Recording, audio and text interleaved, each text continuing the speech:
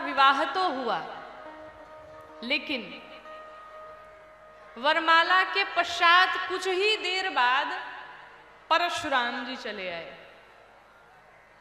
अब जब परशुराम जी आए फरसा लेकर के, पूरे चारों तरफ हाहाकार मच गया। परशुराम जी जैसे ही सभा के मध्य में आए, जनक जी से बोल पड़े, कहूँ जड़ जनक धनुष कै तोरा। बोलो जड़ जनक, हमारे शिव जी के पिनाक को किसने खंड खंड किया, और यहां इतना मेला क्यों लगा रखा है। हमारे गुरुदेव के धनुष को जिसने भी तोड़ा हो, उससे कहो शीघ्र निकल करके बाहर आए।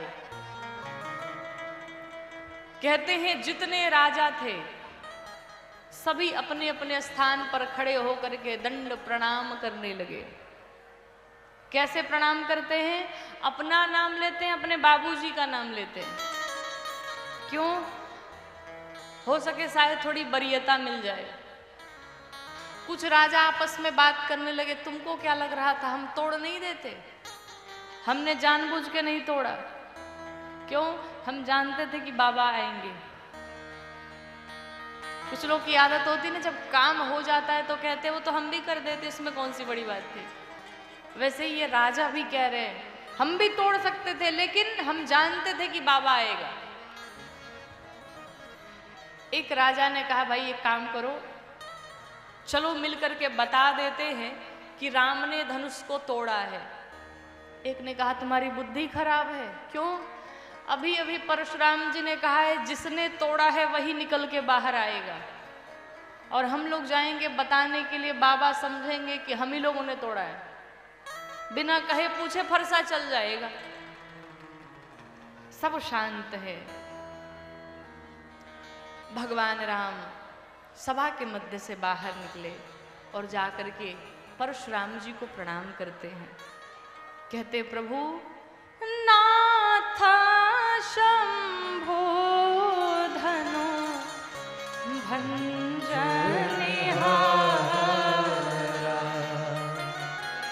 होई को एक दास तुम्हारा। प्रभु, इस शिव जी के पिनाक को जिसने भी तोड़ा होगा वो कोई आपका दास ही होगा, आपका सेवक ही होगा। परशुराम जी कहते हैं, सेवक सो जो करे सेवकाई। सेवक उसे कहते हैं जो सेवा करता है। हमारे गुरुदेव के धनुष को तोड़ दिया, क्या ये सेवा है? लक्ष्मण जी ने सोचा, भैया हमारे बड़े नरम पड़ जा रहे हैं और बाबा हैं गरम दल वाले। अब लग रहा है भैया को हटा के मुझे ही संभालना पड़ेगा। लक्ष्मण जी पहुंचे परशुराम जी के पास। जाकर के परशुराम जी से कहा, बाबा अरे इतना क्रोध क्यों कर रहे हैं?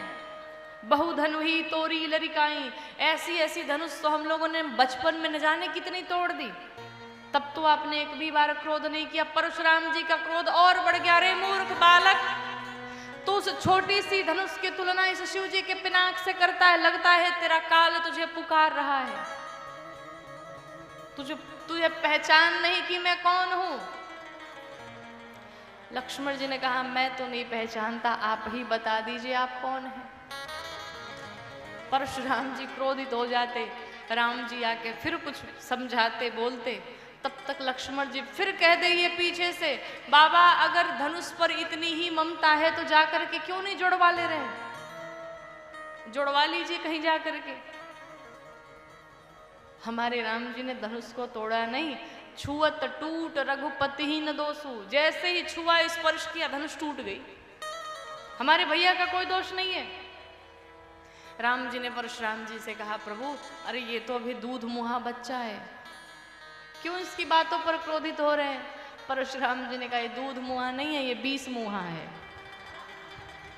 हम जानते हैं इसे। परशुराम जी का क्रोध बढ़ गया। राम जी समझाते हैं भगवान को। अंत में राम जी अब थोड़े क्रोधित हुए।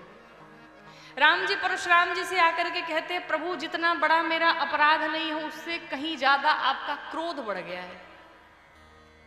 एक बात कहूं, मैं आपसे हर प्रकार से छोटा हूं, हर प्रकार से मैं आपसे हार जाऊंगा। क्यों? कहा, प्रभु मेरा 2 अक्षर का नाम है राम, और आपका नाम परशुराम। कुल अगर देखा जाए तो मैं हूं क्षत्रिय और आप हैं ब्राह्मण। आप ब्राह्मण हैं, कुल में भी आप हमसे श्रेष्ठ हैं, बड़े हैं। इस क्षत्रिय के भीतर एक गुण है कि हम धनुष बाण चला लेते हैं, लेकिन ब्राह्मणों के भीतर तो 9 के 9 गुण विद्यमान है।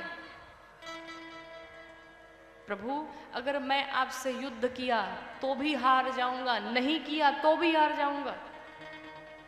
क्यों? कहा अगर युद्ध किया, अगर युद्ध में आपको परास्त कर दिया और अगर मार डाला तो मुझे ब्राह्मण की हत्या का पाप लग जाएगा, ब्रह्म हत्या का पाप लग जाएगा।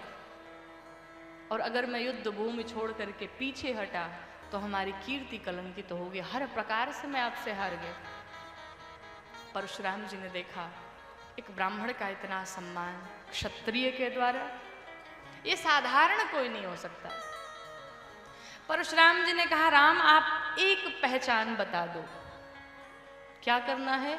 ये जो हमारी धनुष है ना, अजगो इसका नाम है, इस धनुष पर आप प्रत्यंचा चढ़ा दो, मैं जान जाऊंगा कि राम का अवतार हो चुका है।